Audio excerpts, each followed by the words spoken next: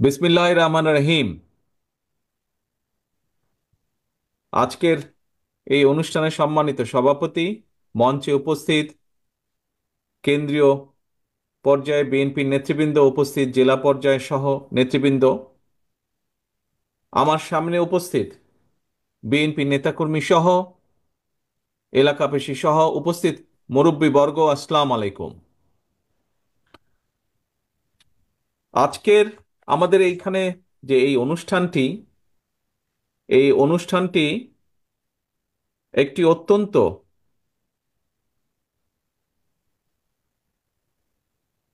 বেদনাদায়ক একটি অনুষ্ঠান। আজকে বহু বছর পরে এখানে কয়েকজন বক্তা উল্লেখ করেছেন যে ফেনী, বহু বছর পরে এই ফেনীতে মানুষের সাথে আমার কথা বলার সুযোগ হয়েছে।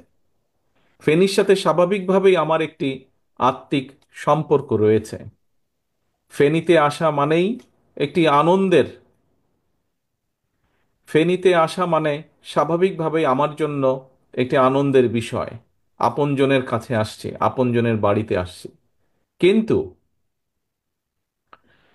কিন্তু প্রিয় ভাই বোনেরা, আজকের এই আশাটি আমাদের সকলের জন্য অত্যন্ত বেদনাদায়ক।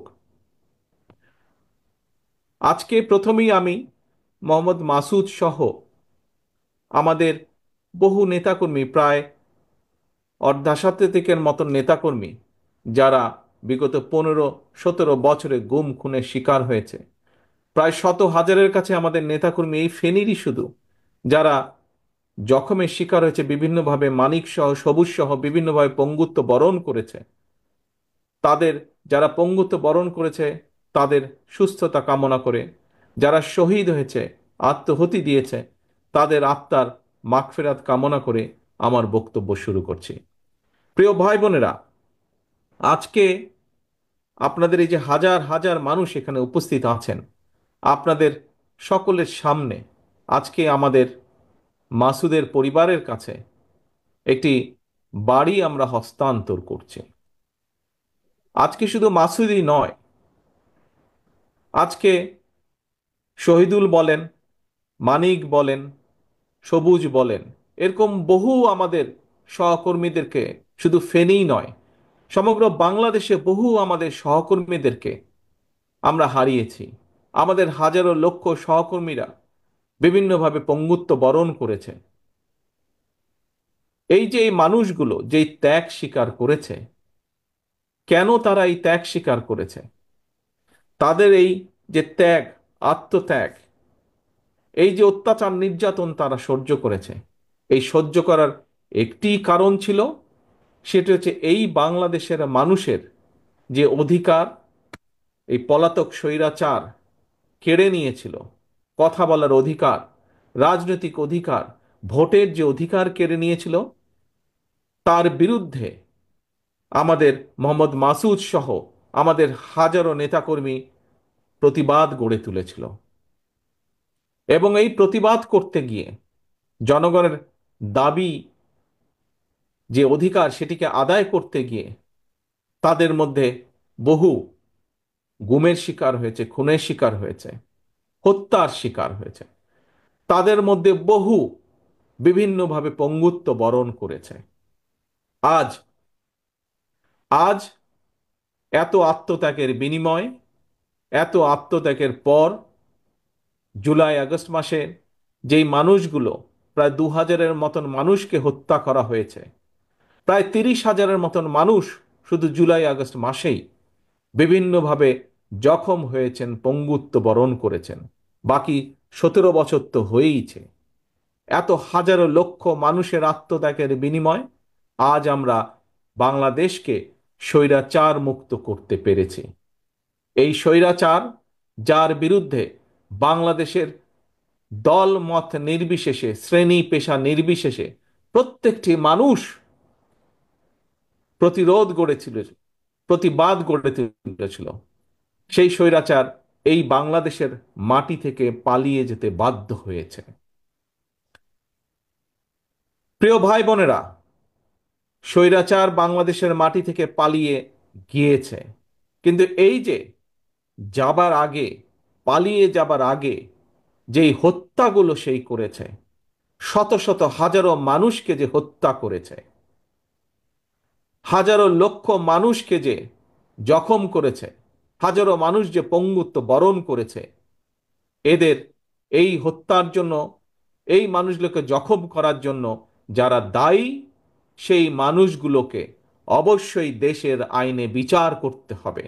অবশ্যই এই মানুষগুলো, এই হত্যার জন্য যারা দায়ী, তাদেরকে বিচারের আওতায় আনতে হবে। কারণ আজ যারা এই হত্যাকাণ্ডের সাথে জড়িত, বিশেষ করে এই হত্যাকাণ্ড, এই খুন গুম, এই জখম যারা করেছে, তাদের যে নেত্রী, তাদের যে নেত্রী 5ই আগস্ট পালিয়ে গিয়েছে, তার যদি বিচার না হয়, তাহলে যারা এত বছর ধরে গুম করেছে, যারা এত বছর ধরে খুন করেছে, যারা হাজারো লক্ষ মানুষকে জখম করেছে, তারা ভবিষ্যতে উৎসাহিত হবে। কাজে আসুন, আজকে আজকে আমাদের সকলকে ঐক্যবদ্ধ হয়ে, দল মত নির্বিশেষে, প্রতিটি গণতান্ত্রিক আমি প্রতিটি রাজনৈতিক কর্মী, গণতান্ত্রিক আমি প্রতিটি রাজনৈতিক দল, আজকে আমাদেরকে একটি জায়গায় ঐক্যবদ্ধ থাকতে হবে। কি সেটি? এই যে পালিয়ে যাওয়া স্বৈরাচার, ভারতে যেই স্বৈরাচার পালিয়ে গিয়েছে, তাকে এই বিচারের আওতায় আনতে হবে। এই হত্যার জন্য, এই খুন গুমের জন্য, এই জখমের জন্য, হাজারো মানুষকে গুম করেছে, খুন করেছে, তার জন্য তার বিচার করতে হবে। তাকে কোনোভাবেই ছেড়ে দেওয়া যাবে না। এই হত্যার দায় দায়িত্ব তার, এই পালিয়ে যাওয়া স্বৈরাচারের, তার বিচার করতে হবে। আজকে আমরা দেখেছি মাসুদের কন্যা তার পিতার বিচার চেয়েছে আজকে এই হাজারো মানুষের সামনে। প্রিয় ভাই বোনেরা, আপনাদের সকলের কাছে আমার জিজ্ঞাসা, এই যে মাসুদের কন্যা তার পিতার বিচার চেয়েছে, আমরা কি পারবো না তার বিচার করার জন্য? আমরা কি ঐক্যবদ্ধ হতে পারবো না মাসুদের হত্যার বিচারকে নিশ্চিত করার জন্য? হাজারো যারা মাসুদ, সারা বাংলাদেশে যারা গুম হয়েছে, খুন হয়েছে, হত্যার শিকার হয়েছে, সবার বিচার আমাদেরকে নিশ্চিত করতে হবে। আপনারা কি এই ব্যাপারে একমত সবাই? এই হত্যাকারীর বিচার করার জন্য একমত? ইনশাল্লাহ আমরা বাংলাদেশের মাটিতে এই হত্যাকারীদের বিচার করব। তবে প্রিয় ভাই বোনেরা, এখানে আরেকটি বিষয় আছে। সময় কম, একটু পরে মাগরিবের আজান দিবে।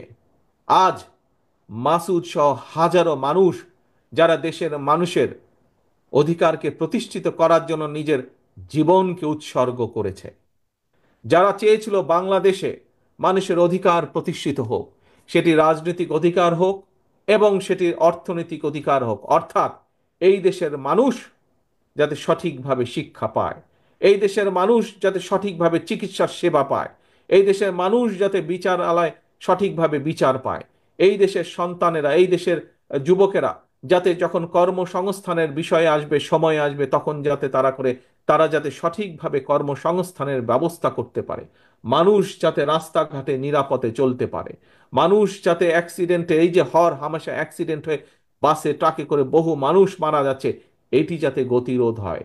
সর্বোপরি আসল যেই কথাটি, বাংলাদেশের মানুষ যেভাবে বাংলাদেশকে প্রত্যাশা করে, যেখানে আইনের শাসন থাকবে, যেখানে মানুষের কথা বলার অধিকার থাকবে, স্বাধীনতা থাকবে, যেখানে মানুষের স্বাধীনতা থাকবে নিজের মত প্রকাশের, এই রকম একটি বাংলাদেশের মানুষের প্রত্যাশা করেছে।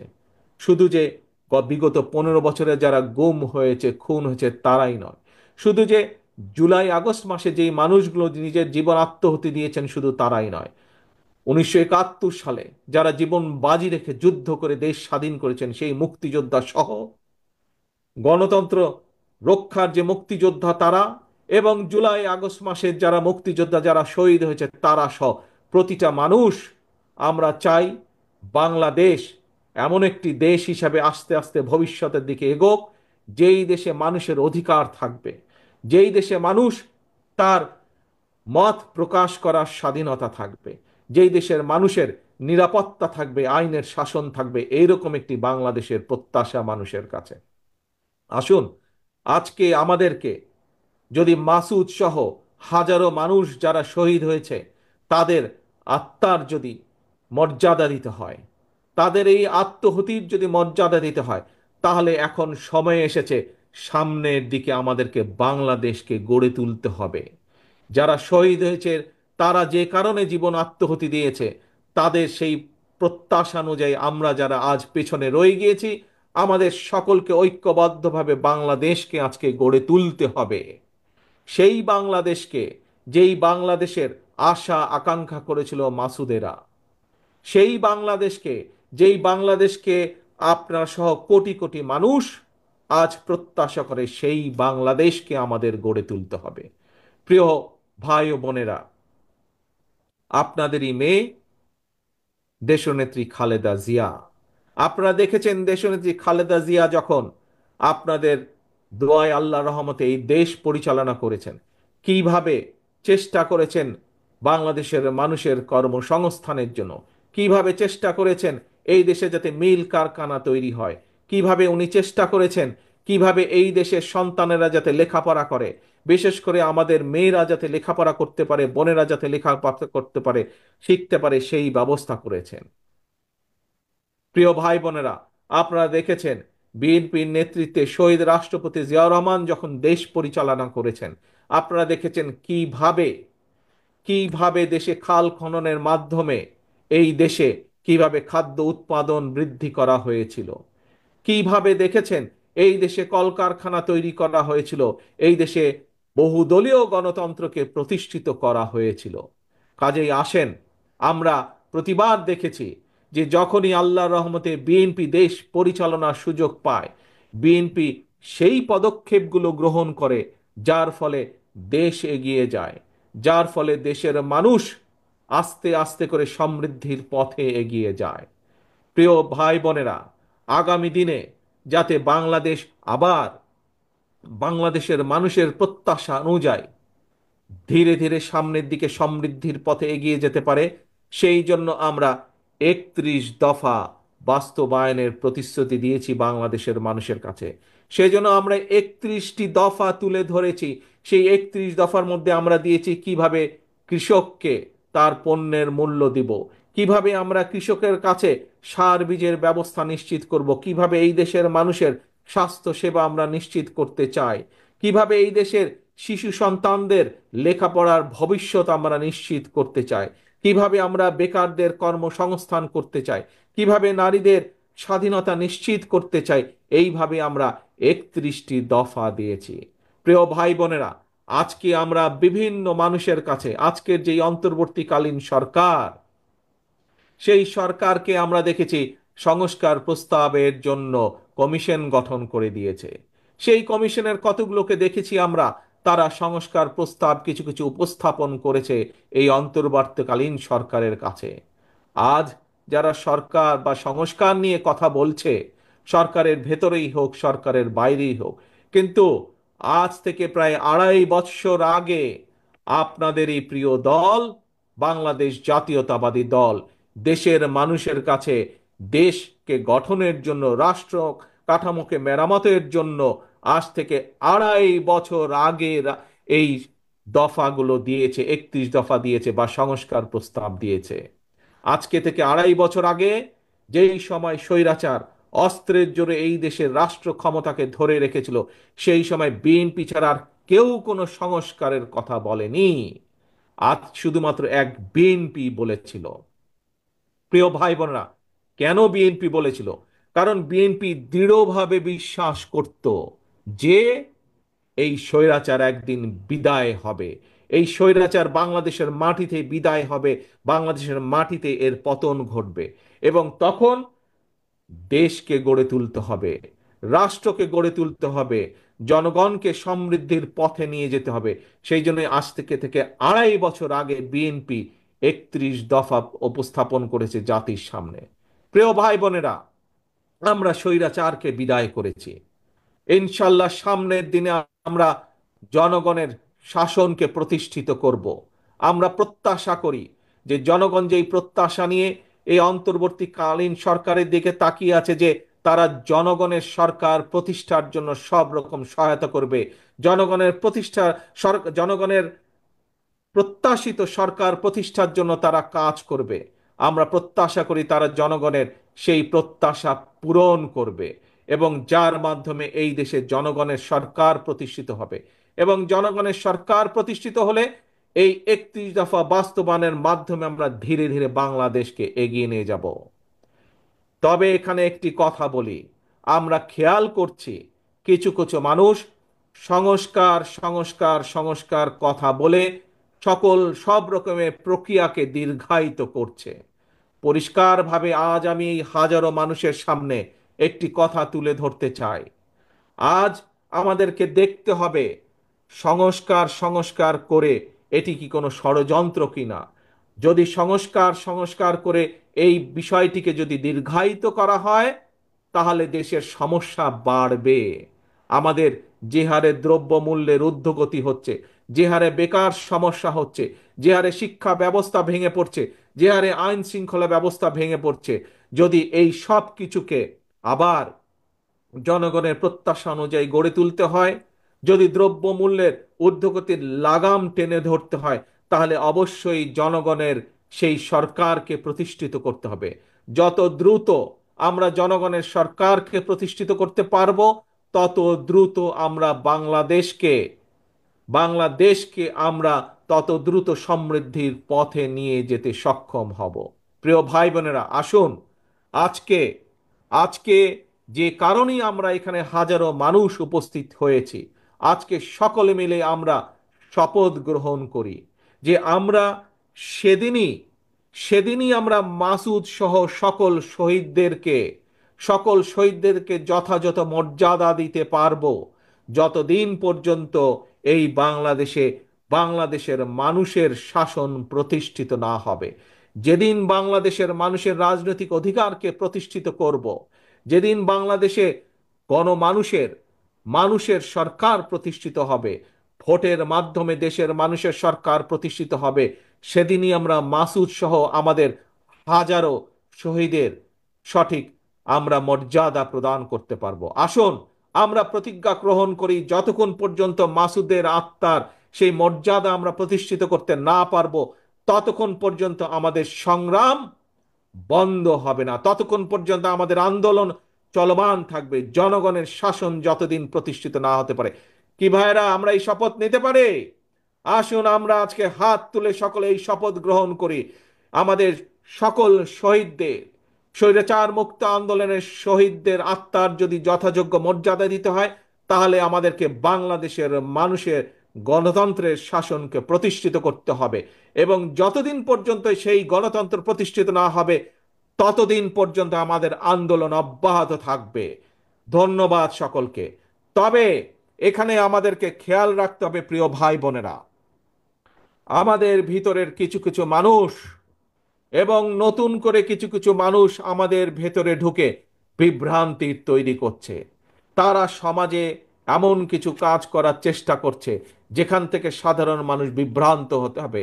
আপনাদের সকলকে, এই সকল অনুচরদের বিরুদ্ধে আপনাদের সকলকে সজাগ থাকতে হবে, সকলকে সতর্ক থাকতে হবে, যাতে তারা আমাদের এই গণতন্ত্র প্রতিষ্ঠার আন্দোলনকে যাতে কোনোভাবে তারা ব্যাঘাত ঘটাতে না পারে। প্রিয় ভাই বোনের, আসুন আমরা সকলে, এখনই মাগরিবের আজান দিবে, আমি আর বক্তব্য লম্বা করব না। আসুন আমরা সকলে আজকে আমাদের এই স্বৈরাচার মুক্ত আন্দোলনের, স্বাধীনতা যুদ্ধে যে সকল ব্যক্তি শহীদ হয়েছেন, সকলের আত্মার মাগফিরাত কামনা করে, এবং যতক্ষণ পর্যন্ত আমাদের আন্দোলন গণমানুষের সরকার প্রতিষ্ঠিত না হবে, জনগণের রাজনৈতিক অধিকার প্রতিষ্ঠিত না হবে, আমাদের আন্দোলন অব্যাহত থাকবে। এই শপথ নিয়ে, এই প্রত্যাশা রেখে আমি আবার বক্তব্য শেষ করছি। আল্লাহ হাফেজ। বাংলাদেশ জিন্দাবাদ। বাংলাদেশ জাতীয়তাবাদী দল জিন্দাবাদ।